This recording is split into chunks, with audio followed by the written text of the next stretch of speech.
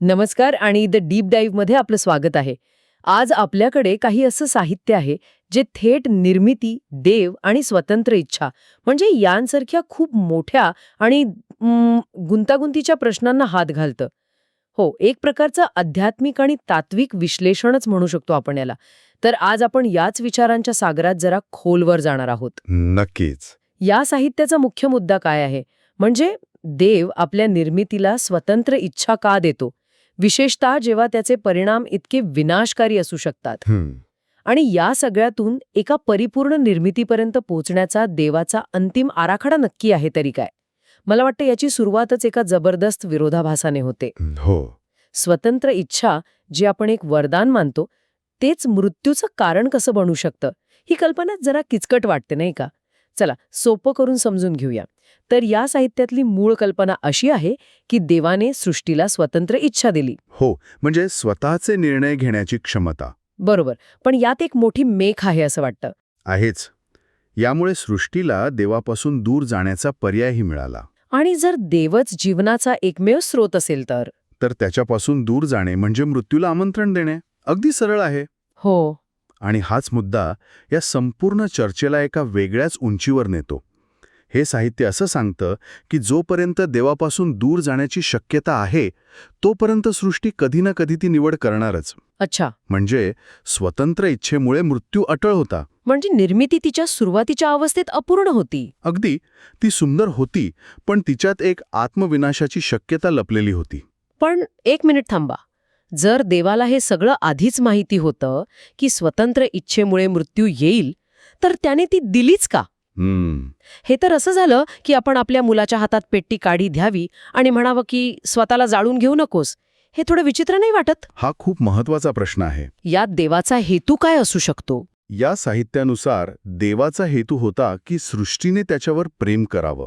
प्रेम? हो, पण खरं प्रेम जबरदस्तीने किंवा आज्ञेने निर्माण होऊ शकत नाही, की नाही? नाही होऊ शकत नाही. त्यासाठी निवडीचं स्वातंत्र्य आवश्यक आहे. जर नाही म्हणण्याचा पर्यायच नसेल तर हो म्हणण्याला काहीच अर्थ उरत नाही. म्हणजे देवाला आज्ञाधारक रोबोट्स नको होते. बरोबर. त्याला त्याच्यावर मनापासून प्रेम करणारे सजीव हवे होते आणि या प्रेमासाठी स्वतंत्र इच्छेचा धोका पत्करणं आवश्यक होते. ठीक आहे, मुद्दा लक्षात आला. पण ह्यात एक अजून धक्कादायक दावा आहे. कोणता? ह्या साहित्यात म्हटलंय की सुरुवातीला या सृष्टीची देवासमोर काहीही किंमत नव्हती. हो. हे कसे शक्य आहे? देव काहीतरी निर्माण करतो आणि त्याची किंमत शून्य आहे. हे तर अविश्वसनीय वाटतंय. हो, आणि इथेच या साहित्यातील सर्वात मोठा आणि क्रांतिकारक विचार समोर येतो. तो कोणता? यानुसार मूल्य किंवा किंमत ही जन्मापासूनच मिळत नाही, तर ती त्याग आणि प्रेमातून निर्माण होते. त्यागातून? हो. सुरुवातीला सृष्टी एक शक्यता होती, एक प्रयोग होता. पण निर्णायक क्षण तेव्हा येतो जेव्हा त्रिमूर्तीमधील पिता म्हणजे देव आपला पुत्र सृष्टीसाठी देतो. आणि पुत्र स्वतःहून त्यागासाठी तयार होतो. अगदी. तो सृष्टीसाठी सर्वस्व अर्पण करतो आणि या एका कृतीमुळे त्या शून्य किंमत असलेल्या सृष्टीला अमूल्य बनवलं जातं. वाह. त्या बलिदानातूनच देवाचं निरपेक्ष प्रेम प्रकट होतं आणि तेच प्रेम या संपूर्ण दैवी योजनेचा केंद्रबिंदू बनतं. वाह. म्हणजे मूल्य हे त्यागातून जन्माला येतं. हा विचारच खूप वेगळा आहे. आता आपण या कथेच्या पुढच्या टप्प्यावर आलो आहोत.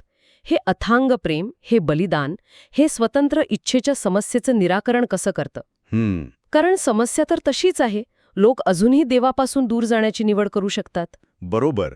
इथेच या साहित्याची खरी खोली दिसून येते. जेव्हा सृष्टीला देवाच्या या टोकाच्या प्रेमाची जाणीव होते की तिच्यासाठी देवाने स्वतःच्या पुत्राचा त्याग केला. हो, तेव्हा तिच्यामध्ये एक मूलभूत बदल होतो. तिची स्वतंत्र इच्छा परिपूर्ण होते. परिपूर्ण होते म्हणजे निवड करण्याची क्षमता काढून घेतली जाते. नाही, तसं नाही. उलट आता ती भयापोटी किंवा कर्तव्यापोटी देवाची आज्ञा पाळत नाही. तर मग कशा पायी पाळते? प्रेमापोटी. ती स्वेच्छेने, आनंदाने आणि कृतज्ञतेने देवाची निवड करते. अच्छा. कारण तिला कळून चुकलेलं असतं की देवाच्या इच्छेतच तिचं खरं सुख आणि जीवन आहे. जसं एखादा मुलगा आपल्या आई-वडिलांचा ऐकतो भीतीपोटी नाही, तर प्रेमापोटी, कारण त्याला त्यांना दुखवायचं नसतं. बरोबर. हाच तो क्षण आहे जेव्हा निर्मिती खऱ्या अर्थाने पूर्ण होते. तिची स्वतंत्र इच्छा नष्ट होत नाही, तर ती प्रेमाने योग्य दिशेला वळते. अगदी. ठीक आहे, म्हणजे प्रेमामुळे लोक स्वेच्छेने निवड करतात, पण सगळेच करतील असं नाही. जे नाही करत त्यांचं काय? म्हणजे इथे कुठेतरी न्यायाचा प्रश्न येतोच नाही का? बरोबर. आणि ही निवड प्रक्रिया पूर्ण झाल्यावर अंतिम न्यायाची प्रक्रिया सुरू होते.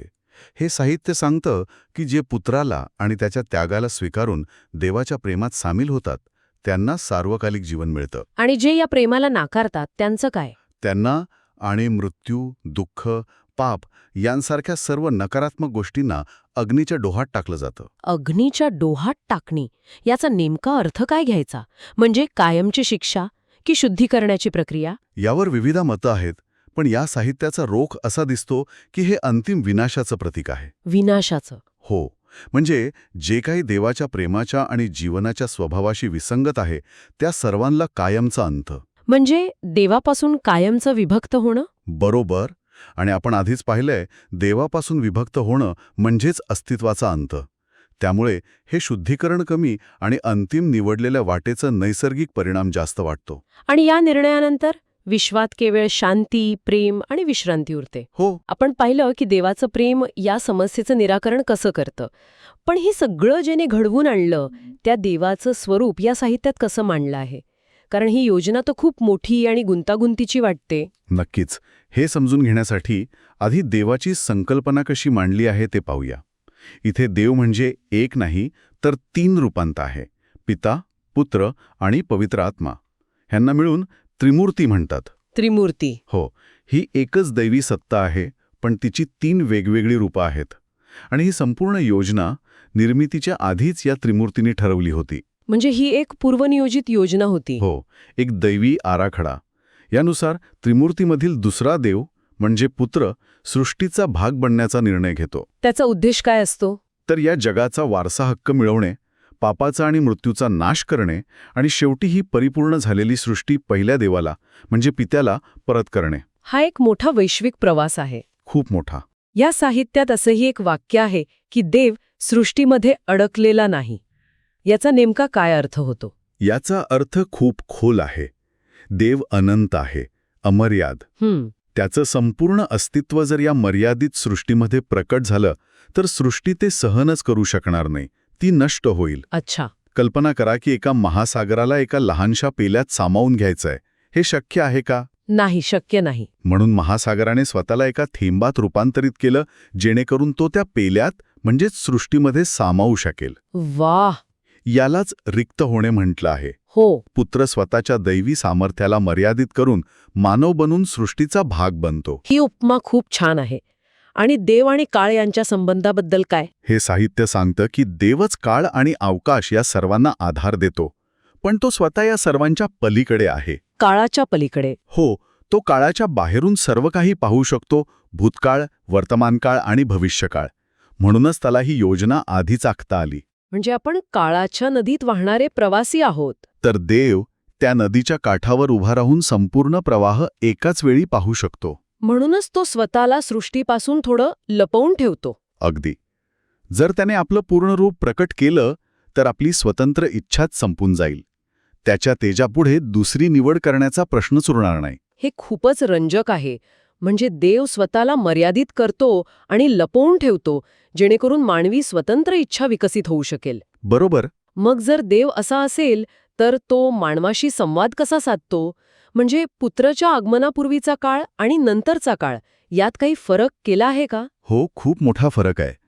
या साहित्यानुसार पुत्राच्या आगमनापूर्वी देव मुख्यत्वे देवदूतांमार्फत राज्य करत होता. देवदूतांमार्फत? हो. नियम आणि आज्ञा देवदूतांद्वारे दगडी पाट्यांवर लिहून दिल्या गेल्या. पण ही केवळ मूळ सत्याची सावली होती. सावली याचा अर्थ काय? हे जरा सोपं करून सांगाल का? नक्कीच. कल्पना करा की तुमच्या मागे सूर्य आहे आणि तुमची एक सावली जमिनीवर पडली आहे. ठीक. ती सावली तुमचा आकार दाखवते. तुम्ही हात हलवला तर सावलीही हलेल, पण ती सावली तुमचा खरा रंग, तुमच्या चेहऱ्यावरचे भाव किंवा तुमच्या स्पर्शाची ऊब देऊ शकत नाही, की नाही? नाही देऊ शकत नाही. या साहित्यानुसार जुने नियम त्या सावलीसारखे होते. ते देवाच्या इच्छेची एक बाह्य रूपरेखा देत होते, पण देवाच्या प्रेमाचा खरा अनुभव देत नव्हते. म्हणजे ती एक तात्पुरती व्यवस्था होती. हो, तात्पुरती. आणि मग पुत्र म्हणजे ती वास्तविक वस्तू आहे ज्याची ही सावली होती. अगदी बरोबर. पुत्राचे आगमन झाल्यावर तो त्या नियमांचे वास्तविक स्वरूप प्रकट करतो. तो सांगतो की या सर्व नियमांच्या मागे केवळ 2च मुख्य आज्ञा आहेत. देवावर पूर्ण मनाने प्रेम करणे आणि आपल्या शेजाऱ्यावर स्वतःसारखं प्रेम करणे. बरोबर. तो नियमांचा शब्दशः अर्थ नाही, तर त्यामागची भावना आणि हेतू स्पष्ट करतो. आणि पवित्र आत्म्याद्वारे हा नियम आता बाह्य न राहता आंतरिक होतो. हो, दगडावर नाही तर हृदयावर लिहिला जातो. अरे वा. म्हणजे नियम आधी बाहेरून लादले जात होते आणि आता ते आतून म्हणजे आपल्या मनातच निर्माण होतात. हां, तर खूप मोठा बदल आहे. खूपच मोठा. याचा अर्थ आता न्यायाचा अंतिम मापदंड काय बनतो? पुत्र हाच न्यायाचा अंतिम मापदंड आणि आधार बनतो. कारण त्याने केवळ नियम सांगितले नाहीत, तर तो ते नियम जगला. हो, क्रूसावरील त्याचे बलिदान हे देवाचे प्रेम आणि न्याय यांचे अंतिम आणि सर्वोच्च प्रदर्शन मानले जाते. न्याय आणि प्रेम दोन्ही एकत्र. हो, न्याय असा की पापाची किंमत चुकवली गेली आणि प्रेम असं की ते स्वतः देवाने चुकवलं. आणि हेच प्रेम सृष्टीला इतरांवर प्रेम करण्यास प्रेरित करतं. अगदी. मृत्यू पत्करूनही याच प्रेमाच्या शक्तीने पापाचा आणि मृत्यूचा अंतिम नाश होतो आणि सृष्टी परिपूर्णतेकडे प्रवास पूर्ण करते. आज आपण एका अतिशय गहन विषयाचा आढावा घेतला. खरंच. स्वतंत्र इच्छेच्या विरोधाभासापासून सुरू झालेला हा प्रवास, जो अटळ मृत्यूकडे नेत होता, तोच प्रवास दैवी प्रेमाने त्यागामुळे कसा एका परिपूर्ण निर्मितीमध्ये रूपांतरित होतो हे आपण पाहिलं. आणि आपण हेही पाहिलं की हा प्रवास कसा बाह्य दगडावर लिहिलेल्या नियमांपासून म्हणजे सावलीपासून पुत्राद्वारे प्रगट होणाऱ्या आंतरिक हृदयावर लिहिलेल्या प्रेमळ कायद्यापर्यंत म्हणजे वास्तविक स्वरूपापर्यंत पोहोचतो. हो, हा मानवी आणि दैवी संबंधांमधील एक खूप मोठा विकास आहे. खरंच, हे साहित्य एका अंतिम विचाराने संपतं. जेव्हा सर्व काही पूर्ण होईल तेव्हा पुत्र ही परिपूर्ण झालेली सृष्टी पित्याला परत देईल. हो, जेणेकरून पिता सर्वांमध्ये सर्व काही होईल. यावर आधारित एक विचार ऐकणाऱ्यांसाठी सोडून जाते. जर निर्मितीचे अंतिम ध्येय हे पित्याकडे परत जाणेच होते, तर या संपूर्ण प्रवासाचा म्हणजे स्वतंत्र इच्छा, दुःख, त्याग आणि या सगळ्या वैश्विक नाटकाचा पित्याच्या दृष्टिकोनातून नेमका अर्थ काय असू शकतो? त्याने यातून काय मिळवले यावर विचार करायला नक्कीच आवडेल.